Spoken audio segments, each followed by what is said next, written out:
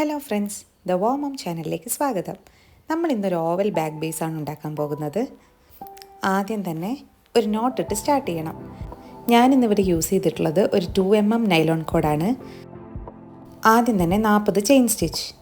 ഞാനിവിടെ ചെയ്യാൻ ഉദ്ദേശിക്കുന്ന ബാഗ് ബേസ് ഒരു സ്ലിംഗ് ബാഗിന് പറ്റിയതാണ്. നിങ്ങൾ ചെയ്യാൻ ഉദ്ദേശിക്കുന്ന ബാഗിൻ്റെ ബേസ് ലെങ്ത്തിന് 2 ഇഞ്ച് കുറച്ച് വേണം നിങ്ങൾ number of chain stitch decide ചെയ്യാൻ. ഇപ്പോൾ ഞാൻ ഉണ്ടാക്കാൻ പോകുന്ന ബാക്ക് ബേസിൻ്റെ ലെങ്ത്തിന് 2 ഇഞ്ച് കുറച്ചാണ് ഞാൻ നമ്പർ ഓഫ് ചെയിൻ സ്റ്റിച്ച് എടുത്തിരിക്കുന്നത്. കണ്ടില്ലേ, 2 ഇഞ്ച് 2 സൈഡിൽ നിന്ന് കുറച്ചിട്ട്. അങ്ങനെ നോക്കുമ്പോൾ എനിക്ക് 40 ചെയിൻ സ്റ്റിച്ചാണ് വരുന്നത്. പിന്നീട് 2 എക്സ്ട്രാ ചെയിൻ സ്റ്റിച്ച് കൊടുക്കുക. ഇനി ഇവിടുന്ന് മൂന്നാമത്തെ ചെയിൻ സ്റ്റിച്ചിലോട്ട് ഒരു ഡബിൾ ക്രോഷേ കൊടുക്കുക.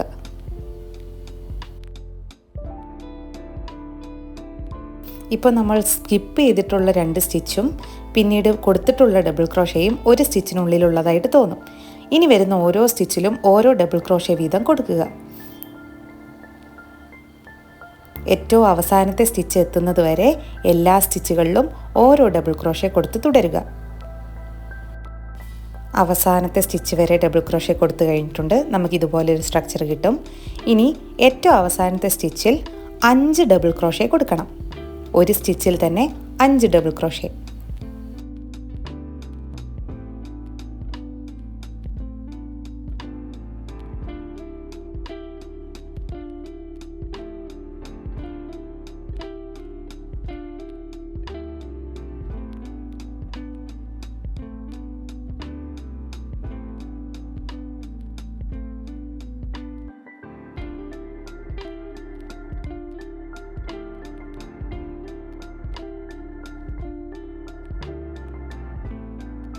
ഈ 5 ഡബിൾ ക്രോഷേ കൊടുത്തതിന് ശേഷം തൊട്ടടുത്ത സൈഡിലും എല്ലാ സ്റ്റിച്ചുകളിലും ഓരോ ഡബിൾ ക്രോഷേ വീതം കൊടുക്കുക.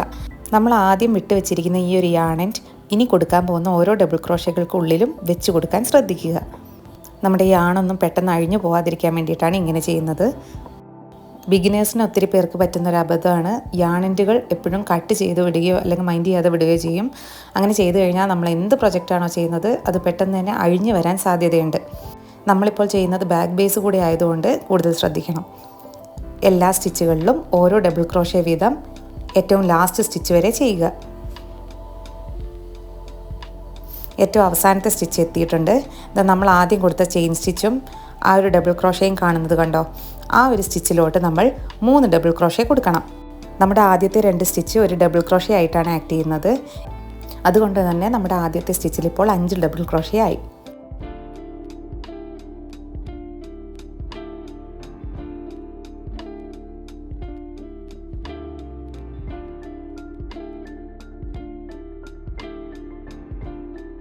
ഈ 5 ഡബിൾ ക്രോഷകളുടെ തുടക്കത്തിലും അവസാനത്തിലും ഓരോ മാർക്കർ കൊടുക്കാൻ ശ്രദ്ധിക്കുക. രണ്ടാമത്തെ റോ ചെയ്യുമ്പോൾ നമുക്കിത് ഐഡൻറ്റിഫൈ ചെയ്യാൻ വേണ്ടിയിട്ടാണ് ഇങ്ങനെ ചെയ്യുന്നത്.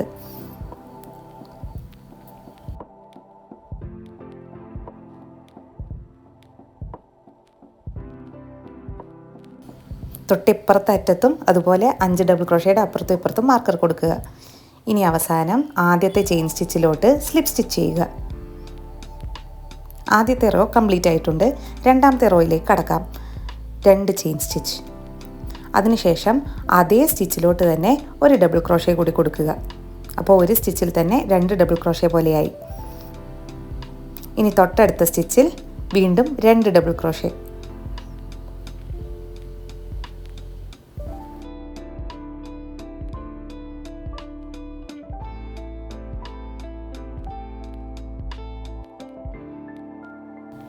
ഈ 2 ഡബിൾ ക്രോഷേ കഴിയുന്നിടത്ത് മാർക്കർ കൊടുക്കാൻ ശ്രദ്ധിക്കുക. പിന്നീട് മാർക്കർ എത്തുന്ന വരെയുള്ള ഓരോ സ്റ്റിച്ചിലും ഓരോ ഡബിൾ ക്രോഷേ വീതം കൊടുക്കുക. എല്ലാ സ്റ്റിച്ചിലും ഓരോ ഡബിൾ ക്രോഷേ വീതം കൊടുത്തു. തൊട്ടടുത്ത മാർക്കർ എത്തി. ഇനി ഒരു മാർക്കർ തൊട്ട് അടുത്ത മാർക്കർ വരെയുള്ള 5 സ്റ്റിച്ചുകളിലും 2 ഡബിൾ ക്രോഷേ വീതം കൊടുക്കുക. ടോട്ടൽ 10 ഡബിൾ ക്രോഷേ വരും. ഓരോരോ സ്റ്റിച്ചിലും 2 ഡബിൾ ക്രോഷേ വീതം.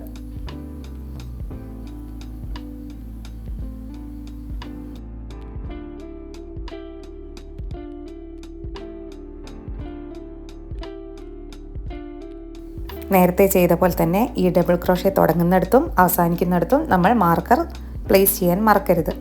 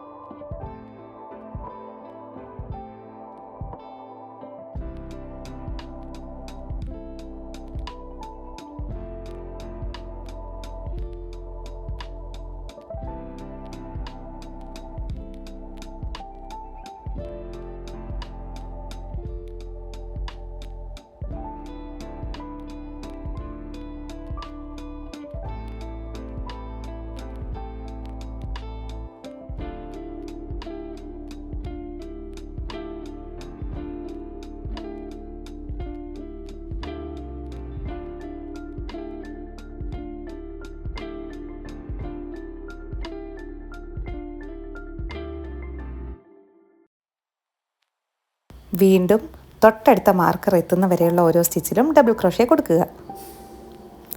ഓരോ സ്റ്റിച്ചിലും ഡബിൾ ക്രോഷേ കൊടുത്ത് മാർക്കർ എത്തിയിട്ടുണ്ട്. ഇനി കാണുന്ന 3 സ്റ്റിച്ചുകളിലും 2 ഡബിൾ ക്രോഷേ വീതം കൊടുക്കണം.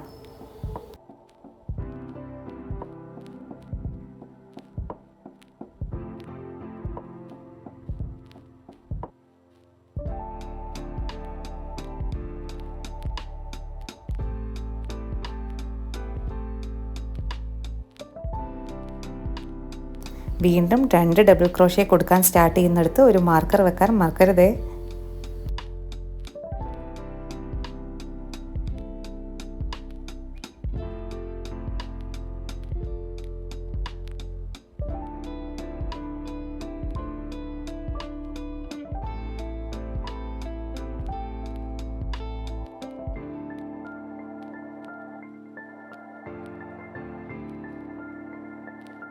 മൂന്ന് സ്റ്റിച്ചുകളിലും 2 ഡബിൾ ക്രോഷേ വീതം കൊടുത്തു കഴിയുമ്പോൾ ആദ്യത്തെ ചെയിൻ സ്റ്റിച്ചിലോട്ട് സ്ലിപ്പ് സ്റ്റിച്ച് ചെയ്യുക.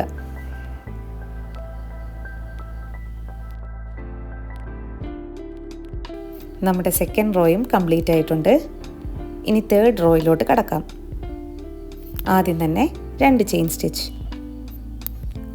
ഇനി ഈ 2 ചെയിൻ സ്റ്റിച്ച് ഈ ഒരു സ്റ്റിച്ചിലാണ് ഒരു ഡബിൾ ക്രോഷേ ആയിട്ട് ആക്ട് ചെയ്യുന്നത്.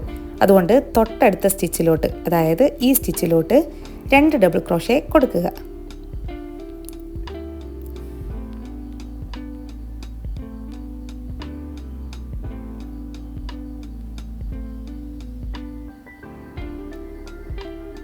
ഇനി തൊട്ടടുത്തുള്ള സ്റ്റിച്ചിലോട്ട് 1 ഡബിൾ ക്രോഷേ.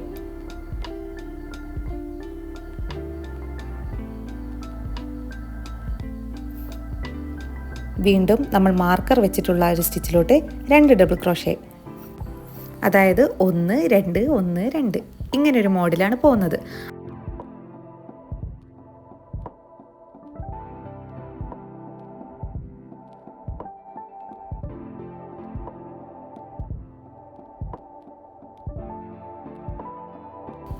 ഈ 2 ഡബിൾ ക്രോഷയും കൂടെ ചെയ്തതിന് ശേഷം അടുത്ത മാർക്കർ എത്തുന്നത് വരെ എല്ലാ സ്റ്റിച്ചിലും ഓരോ ഡബിൾ ക്രോഷേ വീതം കൊടുക്കുക. ഇതാ ഇവിടെ കാണാം, നമ്മൾ മാർക്കർ വരെ ഓരോ ഡബിൾ ക്രോഷേ കൊടുത്തു കഴിഞ്ഞു. ഇനി ഒരു മാർക്കർ തൊട്ട് തൊട്ടടുത്തുള്ള മാർക്കർ എത്തുന്നത് വരെ ഓരോ സ്റ്റിച്ചിലും 1 double crochet 2 double crochet 1 double crochet 2 double crochet ഇങ്ങനെ ചെയ്യുക. അതായത് ആദ്യത്തെ സ്റ്റിച്ചിൽ 1 ഡബിൾ ക്രോഷേ, പിന്നീടുള്ളതിൽ 2 ഡബിൾ ക്രോഷേ, ഇങ്ങനെ 5 തവണ വരും.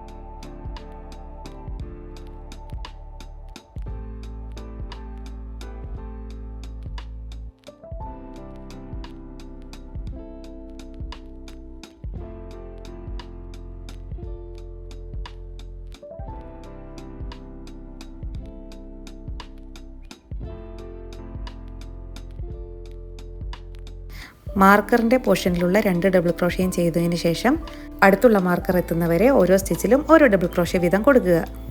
ഇത് നമ്മൾ മാർക്കറുള്ള പോർഷനിൽ എത്തിയിട്ടുണ്ട്. ഇനിയുള്ള 6 സ്റ്റിച്ചുകളിലും 1 double crochet 2 double crochet 1 double crochet 2 double crochet ഇങ്ങനെ 3 സെറ്റ് വീതം ചെയ്യുക. ആദ്യത്തെ സ്റ്റിച്ചിൽ 1 ഡബിൾ ക്രോഷേ, രണ്ടാമത്തതിൽ 2 ഡബിൾ ക്രോഷേ, മൂന്നാമത്തതിൽ 1 ഡബിൾ ക്രോഷേ, നാലാമത്തതിൽ 2 ഡബിൾ ക്രോഷേ ഇങ്ങനെ അവസാനം വരെ ചെയ്യുക. 1 2 1 2 എന്ന മെത്തേഡിൽ.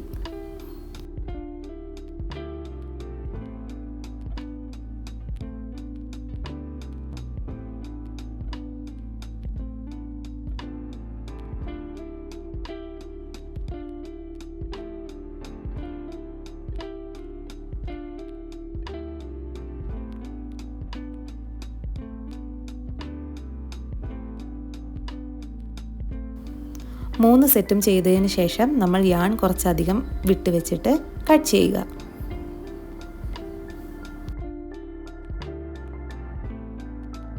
പിന്നീട് ആദ്യത്തെ ചെയിൻ സ്റ്റിച്ചിലോട്ട് സ്ലിപ്പ് സ്റ്റിച്ച് ചെയ്യുക. എന്നിട്ട് ഫാസ്റ്റൺ ഓഫ് ചെയ്യുക.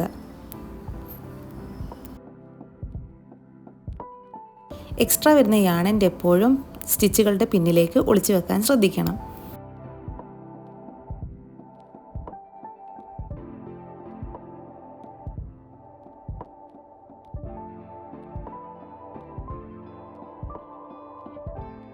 ഇങ്ങനെയാണ് ഒരു ഓവൽ ബാഗ് ബേസ് ഉണ്ടാക്കുന്നത്.